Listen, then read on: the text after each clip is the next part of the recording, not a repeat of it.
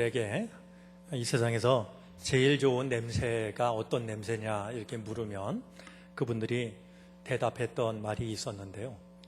석 달 가뭄 끝에 하늘에서 떨어지는 빗방울이 흙먼지를 적실 때 나는 냄새가 제일 좋다 이렇게 대답을 했습니다. 오늘 찬양을 들으면서 다시 한번 그 생각이 나는데요. 우리 오늘 성령 강림주의를 맞아서 우리 메마른 땅에 주님의 거룩한 영이 단비처럼 임하는 그런 주님의 날이 되어지기를 바랍니다.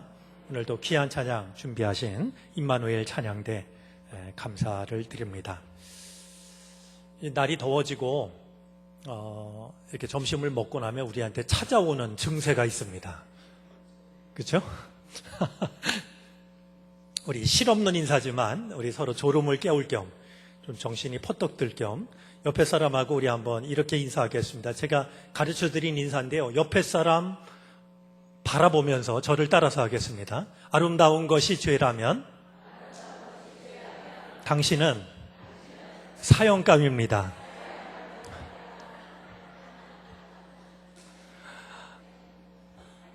우리 다시 한번 옆에 사람 쳐다보실래요?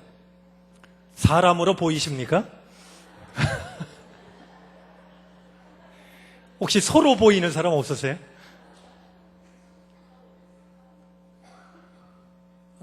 저는 오늘 오전 예배 드릴 때 예로부터 내려오는 우리 옛 이야기, 사람이 서로 보이는 마을 이야기를 했는데요. 사실 그 이야기를 다하면서 마음이 굉장히 아프기도 하고 마음이 굉장히 무거워지기도 하고 또 숙연해지기도 했습니다. 사람이 소로 보여서 그 소를 잡아먹고 나면 아버지고 소를 잡아먹고 나면 어머니고 또 한 사람은 송아지를 잡아먹고 났더니 자기의 아우인 말이죠. 여러분 사실 이건 옛날 얘기가 아니라 오늘 우리들의 모습을 고스란히 담아내고 있다 생각이 듭니다. 이제 그가 사람이 사람으로 보이는 마을을 찾아 나섰고 마침내 한 마을을 발견하게 되는데 그러느라고 한평생이 걸렸습니다. 여러분 우리들의 인생은 그런 거 배우는 데 써야 됩니다. 우리가 인생을 그냥 허비하는 데 쓰는 게 아니고요. 사람이 사람으로 보이는, 사람이 하나님의 형상대로 지음받은 존재라고 하는 것을 배우고 깨닫는 데 우리의 인생이 쓰여져야 됩니다.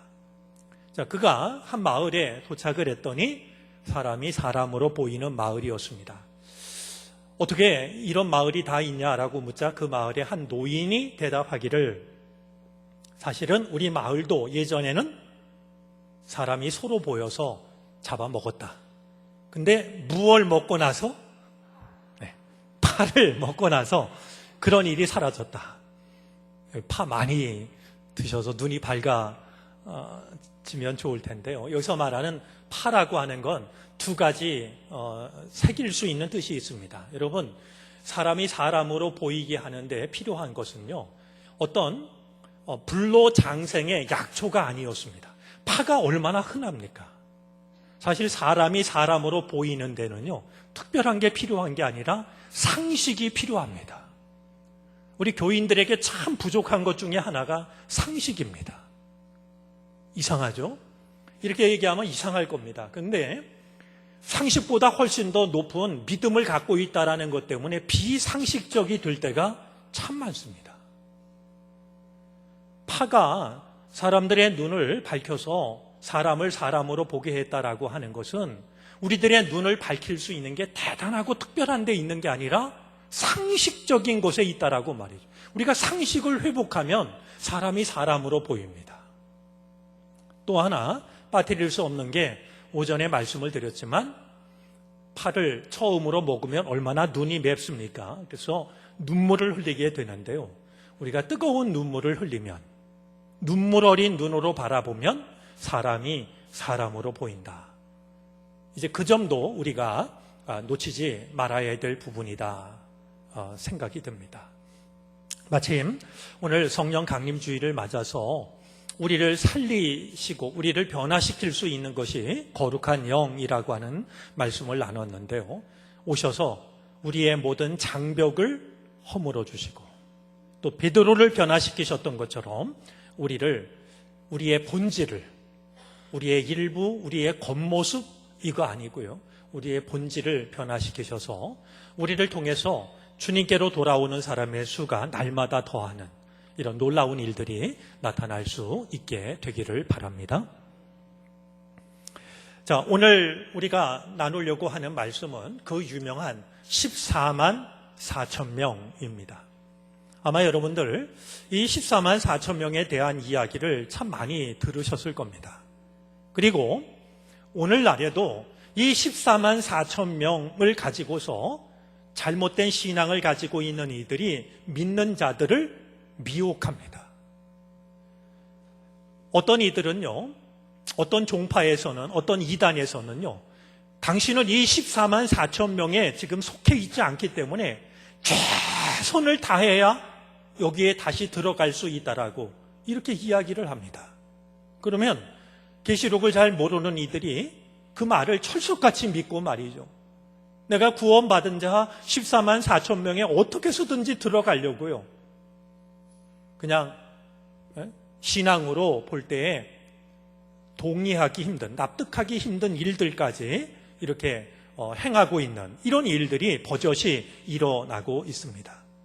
그런 점에서 오늘 14만 4천 명이 과연 무슨 의미가 있는가 하는 걸 우리가 생각하면서 우리들의 신앙이 올바른 신앙 위에 서는 그런 시간이 되어졌으면 좋겠습니다.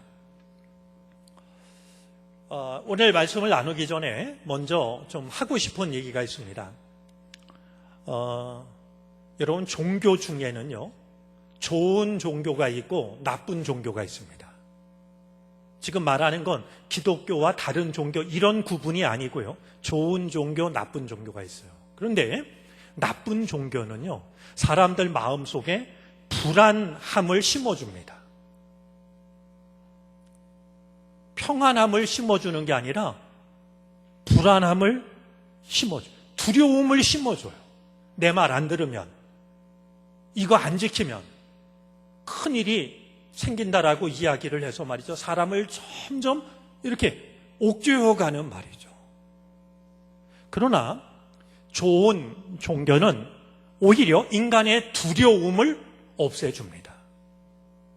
그런가 하면 나쁜 종교는요, 부적에 대한 믿음을 심어줍니다. 부적, 이거 가지고 있으면 괜찮아, 이런 거 말이죠. 그런데 좋은 종교는 유령이라고 하는 것이 따로 존재하지 않는다라고 하는, 부적이 아무런 힘을 발휘하지 못한다라고 하는 말이죠. 하나님을 믿는 믿음만이 우리에게 살아있는 힘이 된다고 하는 것을 믿게 만들어줍니다. 예를 들면 이런 겁니다. 앤소니 드 멜로라는 분이 들려주고 있는 이야기인데요. 어떤 아이가 얼마나 놀기를 좋아하는지요. 나가서 노는데 해가 져도 집에 안 들어와요. 맨날 그 아이 찾아다니고 저녁 먹으라고 불러들이는 게 일이에요. 어느 날 이 엄마가 기가 막힌 생각을 해요. 그래서 그 아이한테 이야기를 하죠. 얘야, 해가 져서 어둠이 깔리기 시작하면 밖에 돌아다니는 애를 잡아가는 그런 귀신이 있단다. 그런 유령이 있단다. 이 아이가요, 그 말을 들은 날부터요, 해가 질라고 하면 집으로 튀어 들어오는 거예요. 불러러 나갈 필요도 없고 찾을 필요도 없어요.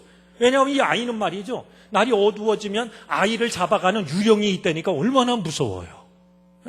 그래서 그 말이 너무나 효과적이어서 이제 아무 걱정할 게 없게 됐어요. 그런데 오히려 더 큰 걱정이 생겼어요.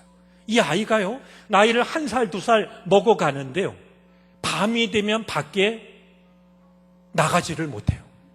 왜? 여전히 유령이 자기를 잡아갈까 봐요. 밖에 못 나가는 거예요. 그러자 걱정이 된 엄마가 말이죠, 이 아이한테 부적을 줍니다. 이걸 차고 다니면 유령이 너를 잡아가지 않아. 이 아이가 이 부적을 자기 몸에다가 말이죠, 늘 넣고 다니면서 이 부적 때문에 유령이 나를 안 잡아간다 생각하는 거예요. 나쁜 종교는요, 그렇게 사람을 불안하게 만들어요. 두렵게 만들어요. 그리고 부적을 줘요. 그냥 주는 게 아니라 대개는 팔죠. 그런 거짓된 신앙 위에 서서 거짓된 평안함을 누리게 말이죠. 오늘 이 14만 4천 명에 대한 것도요, 많은 사람들이 이 14만 4천 명에 내가 속했나 안 속했나 이런 관심을 갖고요, 여기에 속하지 못했다라고 하면 어떻게 해서든지 말이죠, 여기에 들어가려고 그냥 상업을 전폐하고 막 자기네 종교를 전도하러 다니고 말이죠. 온 집안의 재산을 팔아서 다 바치고 말이죠. 이런 일들이 이제 실제로 벌어지고 있는 것이 현실입니다. 다시 한번 말씀을 드리면요, 종교는 좋은 종교가 있고 나쁜 종교가 있습니다. 우리가 신앙생활 할 때요, 이런 옳지 않은 잘못된 종교에 빠져서는 안 될 거고요, 올바른 믿음을 갖는 게 중요합니다. 그런 마음으로 오늘 말씀 함께 살펴보겠습니다.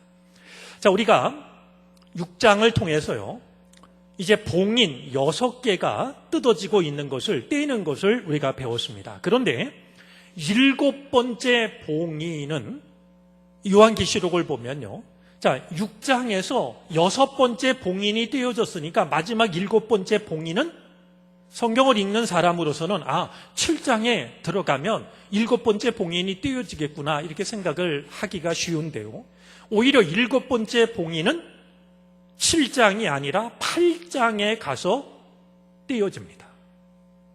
제가 6이라는 숫자를 주목할 필요가 있다고 지난주에 말씀을 드렸는데요, 이것은 이야기를 하는 사람이 이야기를 더 극적으로 효과적으로 만들기 위해서 말이죠, 6 다음에 7을 바로 말하는 게 아니라 6을 말한 뒤에 잠깐 침묵을 하는 말이죠.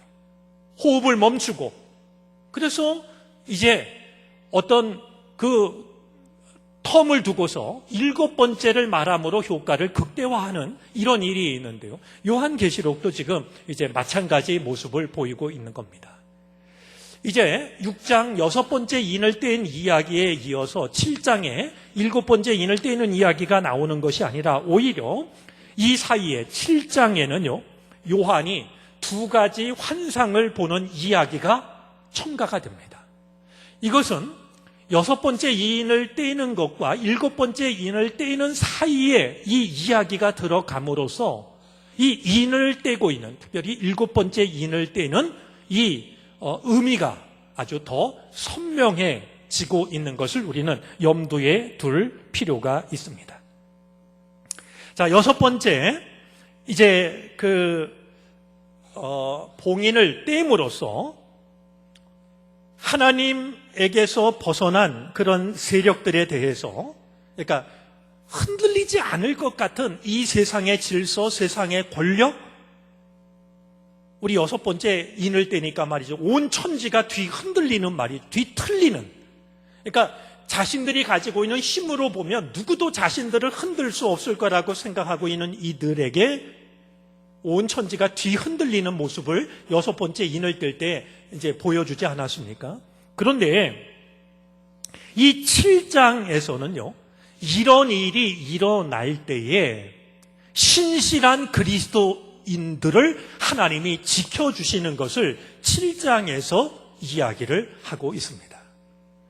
6장 끝에 가면 6번째 인을 뗄 때 그 세상에 종말이 올 것 같은 이런 생각을 갖게 되는데요, 그 사이에 막간에 참된 그리스도인들을 하나님이 어떻게 지켜주시는가, 이 세상이 이게 멸망을 당하면 과연 그리스도인들도 덩달아 멸망을 당하는 거 아닐까 이렇게 생각할 수 있는데요, 이 7장을 통해서 하나님이 하나님의 백성들을 지키고 보호하신다, 이것을 보여주고 있는 게 7장이 되어지는 겁니다.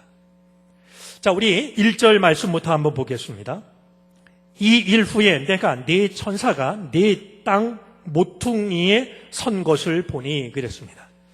자, 땅을 네 모퉁이라 이렇게 말하고 있는데요, 여러분, 이 땅을 왜 네 모퉁이라고 했을까?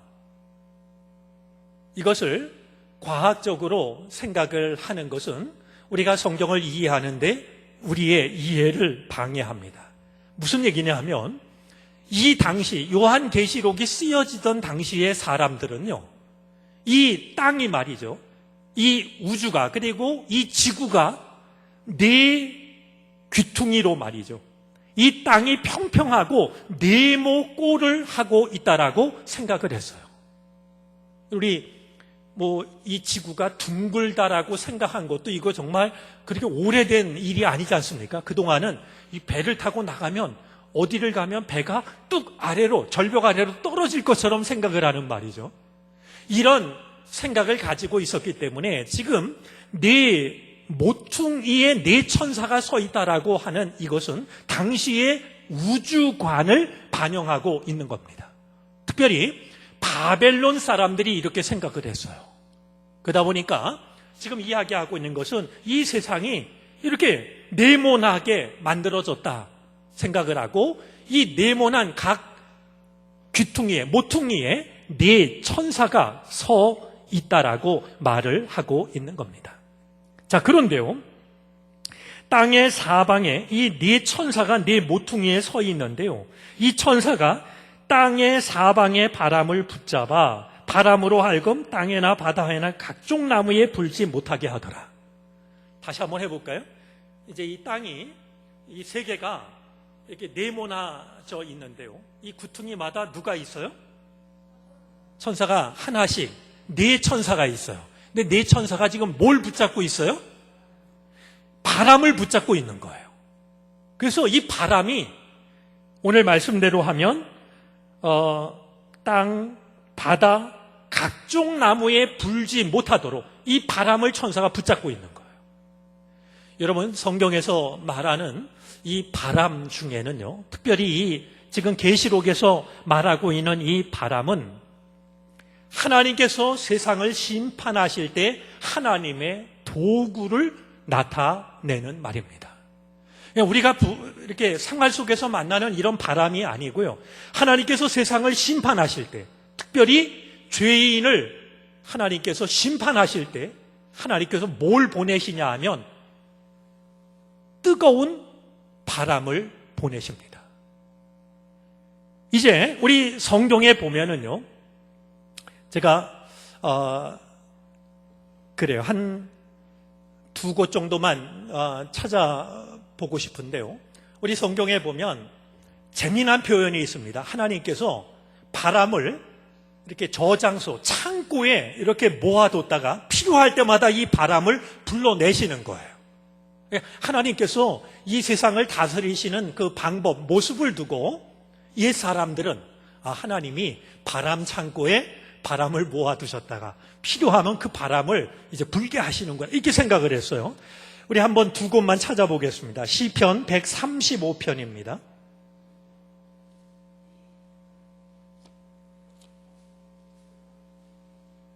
시편 135편 7절입니다.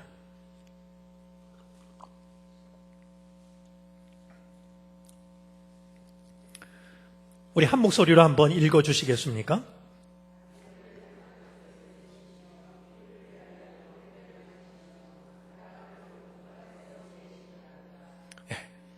옛 사람들이 이렇게 생각을 한 거예요. 여러분, 이걸 꼭 과학적으로 접근해서 이게 비과학적이다, 틀렸다 이렇게 생각하는 건 어리석은 생각이고요, 그들이 신앙적으로 볼 때는 번개를 지으시는 분도 하나님이시고 바람을 불게 하시는 분도 하나님이시다, 이런 생각을 가졌던 것이죠. 똑같은 그 내용이요, 예레미야 10장 13절 말씀을 한번 보겠습니다. 예레미야 10장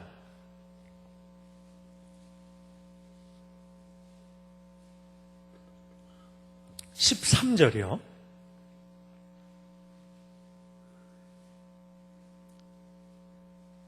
제가 가진 성경은 1067쪽에 있는데요, 우리 한 목소리로 역시 같이 읽어주시죠.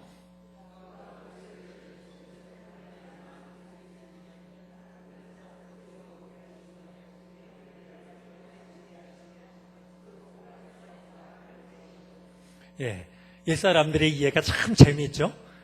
이렇게 하늘에서 일어나는 이 일기의 변화가 다 하나님께서 주관하시는 것이다.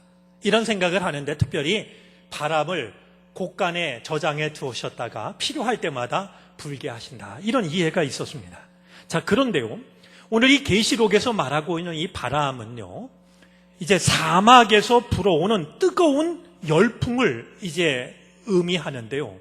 이것을 부르는 말이 있었습니다. 시로코 바람이라고 이렇게 부르는데, 시로코라고 부르는데요. 사막에서 불어오는 이 바람은요, 얼마나 열기가 많은지 이 바람이 지나가는 곳마다 다 초목이 말라 죽고 말았습니다. 그래서 하나님의 심판을 이야기할 때 바람이라고 얘기했던 것은요, 이 시로코 바람이 지나가면 나무건 풀이건 곡식이건 다 타 죽으니까 하나님께서 악인들을 심판하실 때 이런 뜨거운 바람을 불게 하신다 생각을 했던 거예요. 자, 그런데 다시 말씀으로 돌아가면요, 지금 이 우주를 상징하는 네 귀퉁이에 천사들이 서서 뭘 붙잡고 있어요? 바람을 붙잡는 거예요. 왜? 그 바람이 이 세상에 사는 존재들을 해치지 못하도록 말이죠. 바람을 붙잡고 있어요. 자, 그런데 바람을 붙잡는 이유가 이어지는 말씀 속에 있습니다. 2절인데요.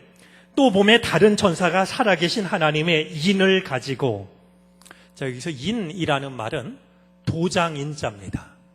번역을 할 때 왜 이거를 인이라고 했을까 모르겠어요. 도장이라고 그러면 훨씬 더 이해하기가 좋을 텐데요. 자, 다른 천사가 살아계신 하나님의 인을 가지고, 도장을 가지고 어디로부터 올라옵니까? 해 돋는 데서부터 올라옵니다. 그리고 땅과 바다를 해롭게 할 권세를 받은 네 천사를 향하여 큰 소리로 외치기를, 우리가 우리 하나님의 종들의 이마에 인치기까지, 도장을 찍기까지 땅이나 바다나 나무들을 해하지 말라. 자, 네 천사는 지금 바람을 붙잡고 있고, 하나님의 도장을 가진 천사가 동쪽에서부터 올라오면서 이 네 천사들에게 말이죠, 구원받은 자들의 이마에 도장을 찍을 때까지, 내가 가지고 있는 이 도장을 찍을 때까지 바람이 불지 못하게 막으라, 이렇게 지금 이야기를 한다는 겁니다. 이해가 되시죠? 이 상황이 말이죠. 자, 여기서 말하는 이 하나님의 도장은요, 글쎄 우리나라도 이런 그 일이 있었나 모르겠는데요. 영화를 보시면 아마 보신 분이 있을 겁니다. 왕이 아니면 어떤 귀족이 말이죠, 자기 노예를 소유하지 않습니까? 그런데 노예의 이마에다가 불에 달군 인장을 찍습니다. 아니면 팔뚝에 이렇게 지지는 거죠. 아니면 자기 집 동물에다가 이런 쇠에 달군 도장을 지지기도 했습니다. 그 말에, 그 지금 하는 행동의 의미는 내 거라는 거 아니겠습니까? 이 도장의 주인이 도장 찍힌 자의 주인이라고 하는 것을 표시하는 겁니다. 자, 그러면 하나님의 이 도장이라고 하는 것은 하나님의 백성이라고 하는 표지가 됩니다. 자, 천사 하나가 하나님의 도장을 가지고서 네 천사에게, 네 귀퉁이에 서 있는, 모퉁이에 서 있는 천사들에게 내가 하나님의 종들의 이마에 도장을 찍기까지 이 사람이 하나님의 소유라고 하는, 이 사람의 주인이 하나님이시라는 것을 확인할 때까지 저 바람이 불어와서 하늘이나 땅이나 나무들을 해하지 못하도록 바람을 꼭 붙잡고 있어라, 이렇게 이제 이야기를 하는 겁니다.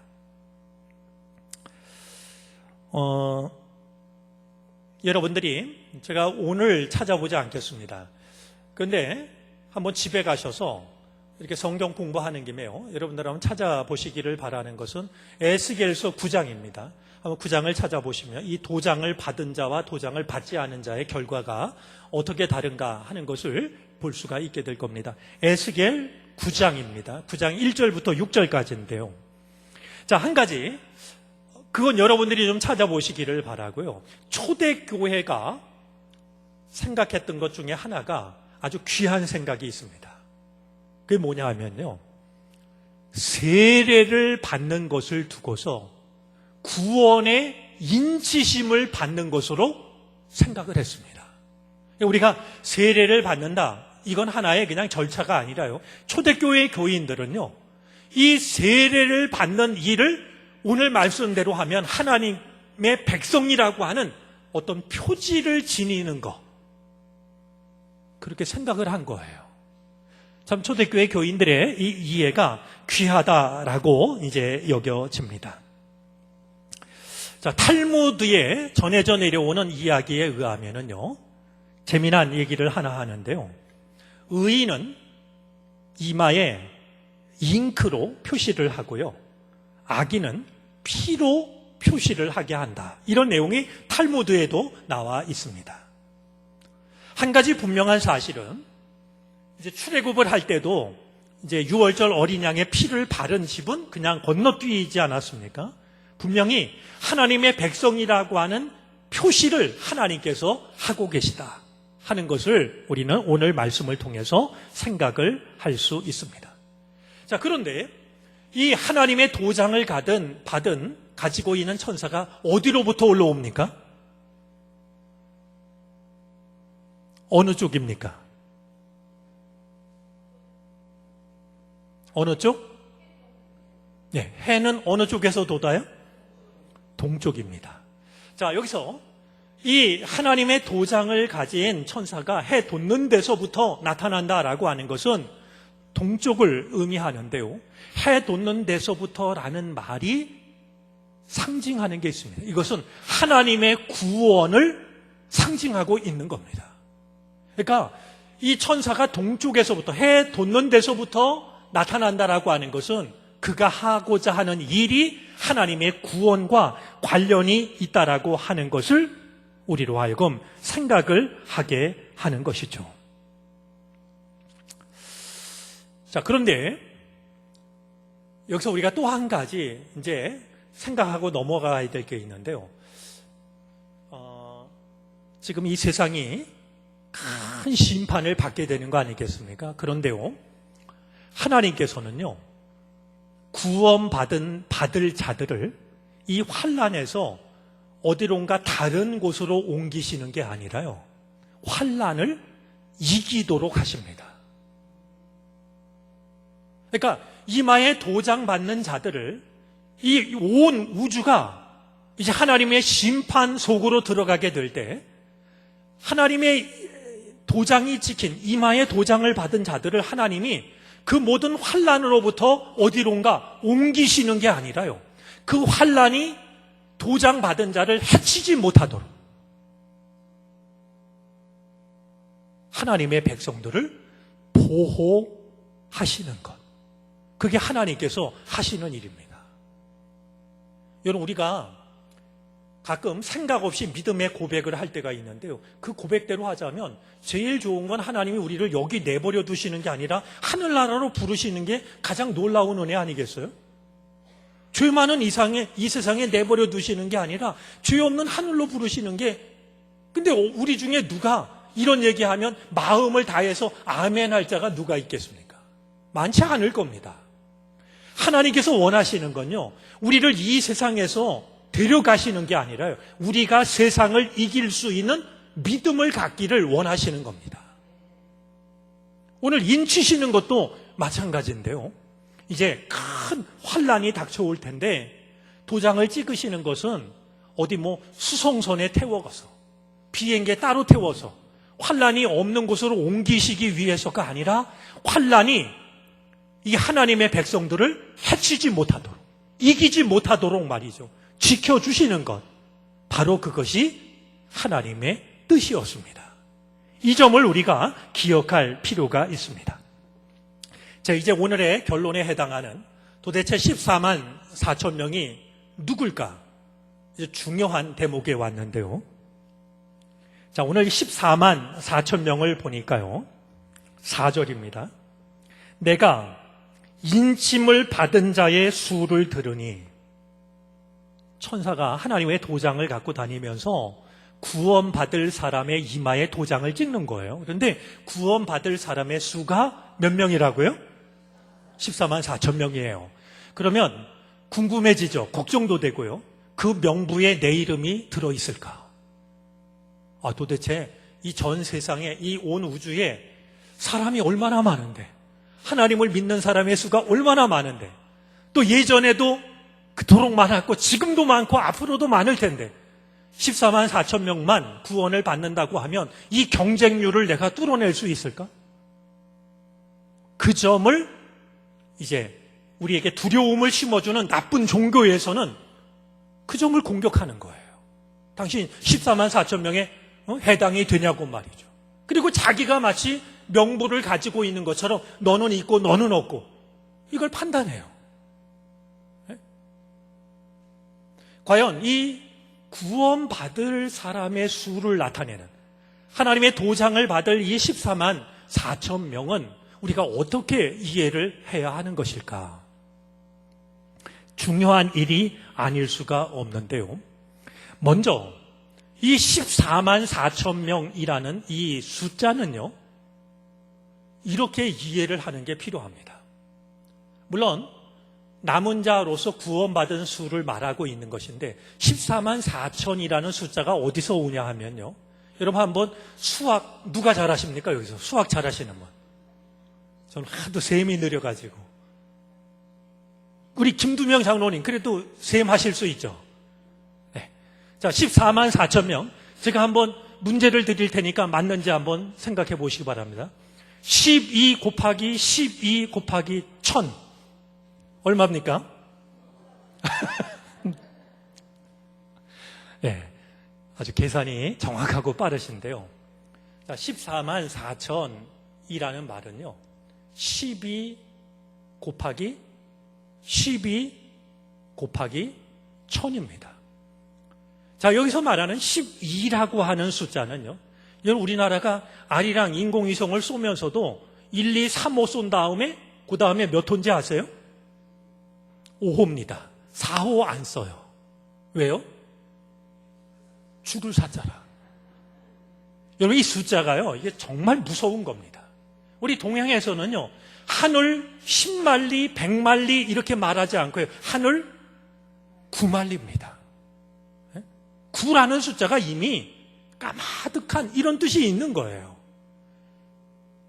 히브리어로도 마찬가지인데요. 12라고 하는 숫자는 어떤 의미냐면 완전수입니다. 그래서 이스라엘 지파가 몇 지파입니까? 12지파입니다. 예수님의 제자가 몇 명이에요? 이건 우연이 아닙니다. 이미 12라고 하는 숫자가요, 완전을 나타내는 뜻을 가지고 있는 거예요. 자, 거기다가 1000이라고 하는 숫자는요, 충만하다, 가득하다, 이런 의미를 가지고 있습니다. 자, 그런 면에서요, 구원받은 사람의 수가 14만 4천 명이라고 하는 것은 믿음이 제일 좋은 아브라함으로부터 시작해서 그 다음 믿음 좋은 사람, 하나님이 저울을 갖다 놓고 믿음을 재서 14만 4천 명을 끊으시려고 하는 얘기가 아니고요, 14만 4천 명은 바로 하나님의 거룩한 백성들을 나타내는데요, 12 곱하기 12가 이미 완전한 사람, 하나님께서 인정한 사람, 그리고 1000이라는 숫자가 충만하다, 가득하다, 이런 의미를 가지고 있다라고 하면 바로 구약의 12지파와 신약 성경의 12제자를 떠올리게 하고요, 구원받은 이 거룩한 무리들이 헤아릴 수 없이 많다라고 하는 거예요. 오히려 이단에서 얘기하는 것처럼 겨우 14만 4천 명 안에 들거나 못 들거나 이런 게 아니고요, 주님의 은혜로 거룩함을 인정받을 하나님의 백성들이 수를 헤아릴 수 없을 만큼 많다는 사실을 의미하는 겁니다.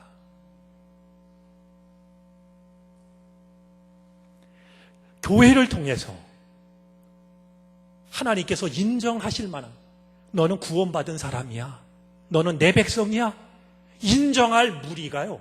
우리가 헤아릴 수 없을 만큼 많다라고 하는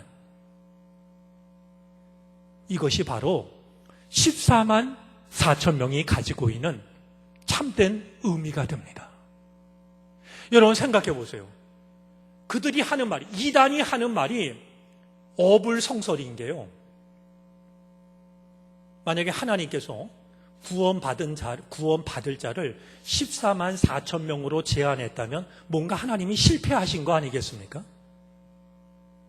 이 땅에 이렇게 많은 사람을 내시고 겨우 14만 4천 명만 구원하신다고 하면 하나님이 뭔가 잘못하고 계신 거죠. 우리가 조금만 생각해 봐도 그들이 하고 있는 말이나 주장이 얼마나 터무니없는가 하는 것을 우리는 알게 되는데 그저 14만 4천 명만 생각하다 보니까 내가 거기 들었는지 안 들었는지 내 이름이 거기 있는지 없는지 자신은 없고 이야기를 하는 사람은 자기가 알고 있는 것처럼 이야기를 하니 두려운 마음에 그들이 요구하고 있는 것을 따라갈 수밖에 없는 말이에요. 오히려 이것은 하나님의 능력, 하나님의 계획을 인간의 어리석은 생각으로 제한하고 있는 일이 됩니다. 오히려 하나님께서는 구원받을 자들의 수를 우리가 헤아릴 수 없을 만큼 교회를 통해서 구원받을 하나님의 백성들을 그렇게 예비하고 계시다라고 하는 우리는 이 말씀을 두려움으로 읽는 것이 아니라 불안함으로 읽는 것이 아니라 감사함으로 우리를 위한 하나님의 계획이 참으로 깊고 크고 놀랍다라고 하는 사실을 깨닫는 마음으로 이 말씀을 읽어야 할 줄로 압니다. 누가 14만 4천 명을 가지고 여러분들을 겁주려고 하면 여러분들이 이 말씀을 가지고요 14만 4천 명이 무엇을 의미하는지를 분명하게 일러주시기를 바랍니다. 나는 그거 두려워하지 않는다고. 하나님은 나를 내 백성이라고 하는 구원받은 자라고 하는 것을 분명하게 보여주고 계시다고 말이죠. 나는 그것을 확신한다고.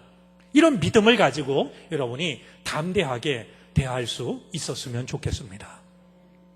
계시록 안에는 이제 이것을 비롯해서 666 이런 많은 얘기들이 나오는데요.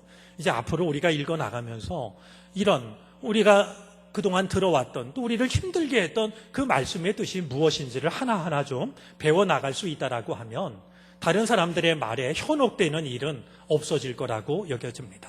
오늘 우리가 잘 알고 있는 14만 4천 명이 오히려 하나님의 놀라운 은총이 담긴 말씀이라고 하는 것 마음에 두고 잘못된 말로 인해서 두려움에 빠지거나 그들이 이끌어가는 대로 끌려다니는 이것에서 벗어나서 오히려 우리를 향하신 하나님의 놀라운 구원 계획을 찬양할 수 있는 우리 모두가 되어질 수 있기를 바랍니다.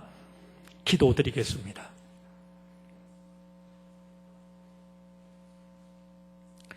세상이 어지럽고 험하다 보니 믿음의 길을 걸어가는 우리들에게도 판단하기 힘든 많은 이야기가 전해지곤 합니다.